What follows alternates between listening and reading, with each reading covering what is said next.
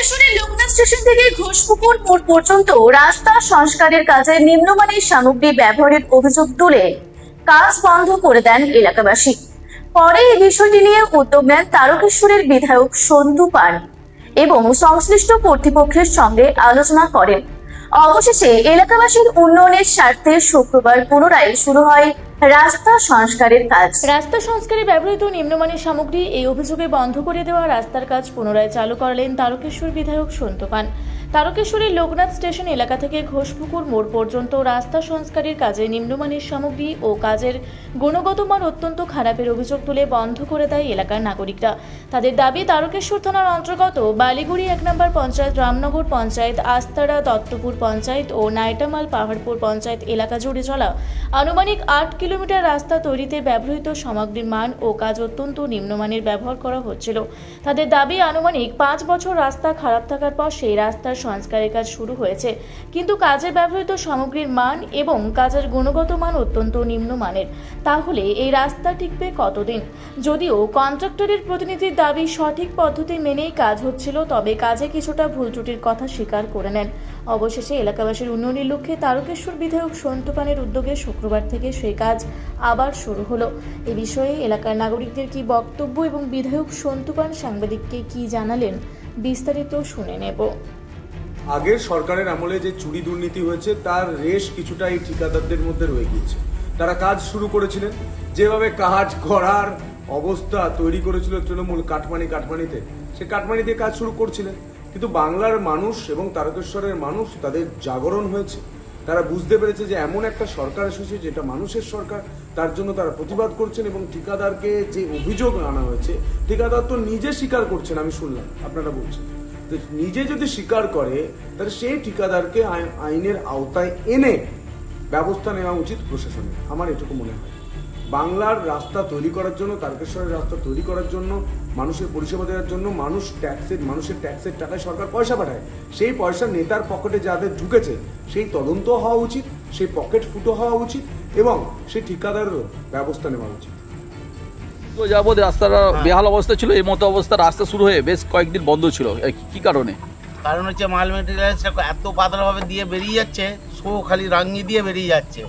এবার আমরা যখনই জিজ্ঞাসা করলাম, কোনো কি কোনো নেই, বাধ্য হয়ে কিছুদিন আগে বন্ধ করে দেওয়ার পরশুদিন। এইভাবে রাস্তাটা কোনো গেজই হচ্ছে না। কারা বন্ধ করেছিল?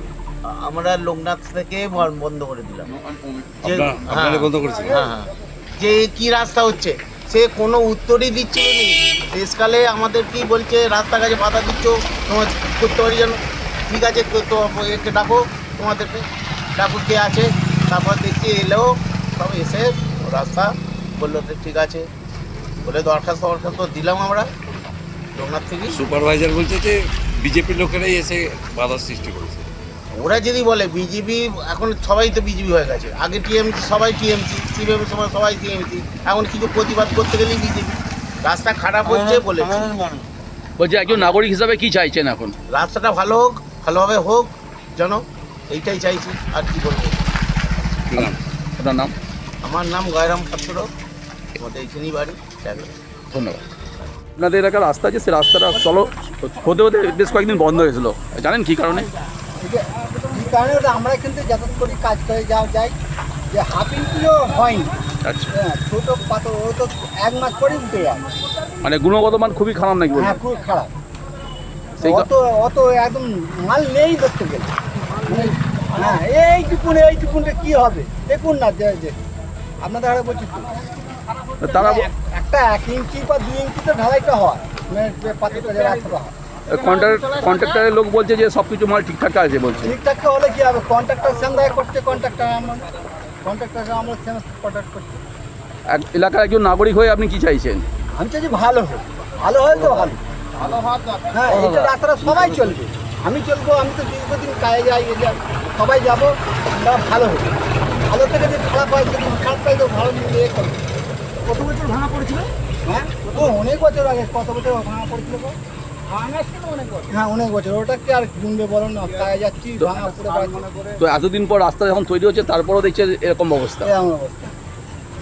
কি চাইছেন এখন তাহলে আপনারা? এখন ভালো হোক এটাই চাই, যেন ভালো রাস্তা হয়, সবাই যেন পাবলিক যেন বলতে পারে যে হ্যাঁ রাস্তাটা মনের মতন হয়েছে।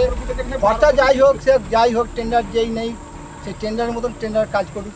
টেন্ডার যদি না নিয়েছে, যদি একদম খারাপ করে তো আমাদেরই অবস্থাটা খারাপ। যে আমরাই তো যাতায়াত করবো, দেখবার আমি বলো যেই বলো যাতায়াত করবে, গ্রামের লোক তো যাতায়াত করবে, এটাই বলছি। কি নাম? ভালো হোক। কি নাম? আমার নাম অষ্টম মালিক। একদম গাফলতি কিছু নেই, মাল একই আছে, গুণগত মাল সব একই আছে। আমাদের মানে জিনিসটা এদিক ওদিক হয়ে গেছে, যেটা নিচে হবে সেটা উপরে চলে গেছে, যেটা উপরে হবে সেটা নিচে চলে গেছে। এটা হচ্ছে লেবার প্রবলেম ছিল কিছু, যার জন্য আজকে আমাদের আবার নতুন করে লেবার আসলো। কাল থেকে আমাদের খুব সুন্দরভাবে কাজ শুরু হবে, আর আশা করি আর কোনো প্রবলেম হবে না। টেকনিক্যালি না, ওটা ওরা কিছু বোঝার ভুল ছিল, কি নাম হবে আশিস রেজ, আপনাদের কোম্পানির নামটা কি? SC enterprise.